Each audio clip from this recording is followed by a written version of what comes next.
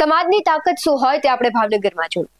નવનીત બાલદિયા નામના કોળી સમાજના યુવક પર હુમલો થવાની ઘટના બની ત્યારે કોળી સમાજના રાજકીય અને સામાજિક આગેવાનો તેની વહારે આવતા તેને જલ્દી ન્યાય મળ્યો.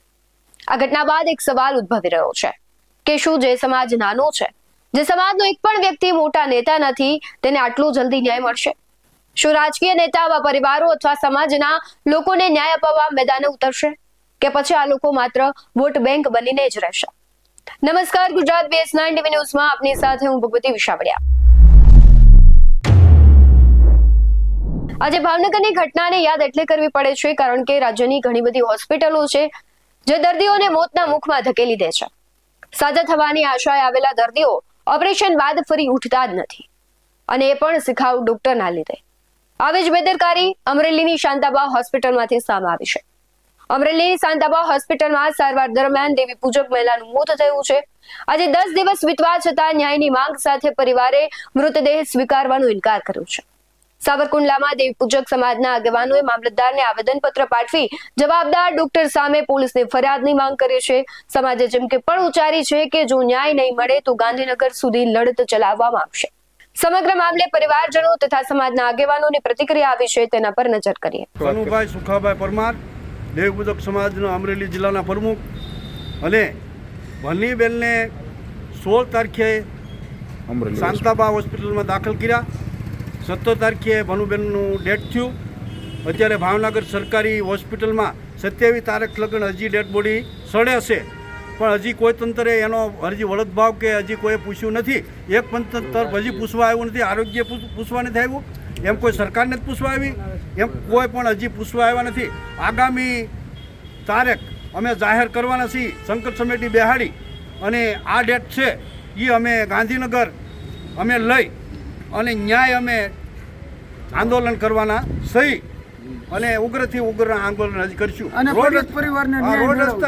રોડ રસ્તા બંધ કરશું, FIR નહીં થાય તો. શું પ્રશ્ન છે? તમે આક્ષેપ ક્યાં આક્ષેપ કરી રહ્યા છો? આક્ષેપ તો જો મેડિકલ કોલેજ છે, પછી ત્યાંના શિખાઉ ડૉક્ટરો આવે છે, એમાં ભનીબેનને ઓપરેશન કોથળીનું ખાલી કર્યું છે, સામાન્ય નોર્મલ, એની અંદર નસ કાપી નાખી છે. પછી પાછું ફરીથી ડૉક્ટરે ઓપરેશન કરી અને ખૂન કાઢ્યું છે, એને બાટલા ચડાવ્યા છે, નસું કાપી અને આ ડોકની નસું કાપી બાટલા ચડાવ્યા છે, અને એનું ડેટ થઈ ગયું છે. ને હજી તંત્ર કોઈ હલતું નથી, પેટમાં પાણી હલતું નથી. આગામી અમે નક્કી સંકલ્પ સમિતિ કરવાના છે. મારું નામ RC સોલંકી છે. હું જનતા સંગઠનનો અધ્યક્ષ છું, અને જે અમરેલીની અંદર દેવી પૂજક સમાજની મહિલા સાથે જે મૃત્યુ પામી છે એના અનુકારણે આજે અમે આવેદનપત્ર દેવા આવ્યા હતા. અને જે ઘટના બની છે એના આજે 10મો દિવસ થઈ ગયો છે. તેમ છતાં અમારા સમાજની જે બેનને ઉપર જે FIR કરવા માટે અમે છેલ્લા 10 દિવસથી દોડા કરીએ છીએ, અને આંદોલન ઉપર હાલમાં પણ આંદોલન અમારા સમાજનું ચાલુ છે. તેમ છતાં હજી સુધી અમારી કોઈ FIR લેવામાં નથી આવી અને કોઈ અમને ન્યાય નથી મળ્યો. જો હજી અમે તાલુકા લેવલે 27 તારીખે આજે આખા ગુજરાતની અંદર તમામ તાલુકા તમામ જિલ્લાઓમાં અમારા સમાજદાર આવેદનપત્ર આપ્યા છે. જો આ સરકાર 24 કલાકની અંદર હજી જો અમારા સમાજને FIR ફાળવવામાં નહીં આવે તો આવનારા 24 કલાકમાં અમે ગાંધીનગર ખાતે જવાના છીએ, અને બોડી સાથે લઈને કે ભાવનગર જે અમારે PM રિપોર્ટ ફ્રીજ કોલ્ડની અંદર પડી છે એ બોડી સાથે ગાંધીનગર અમે બોડી લઈને જવાના છીએ. અને જો આવનારા સમયમાં ન્યાય નહીં મળે તો હજી પણ ઉગ્ર આંદોલન કરવાના છે.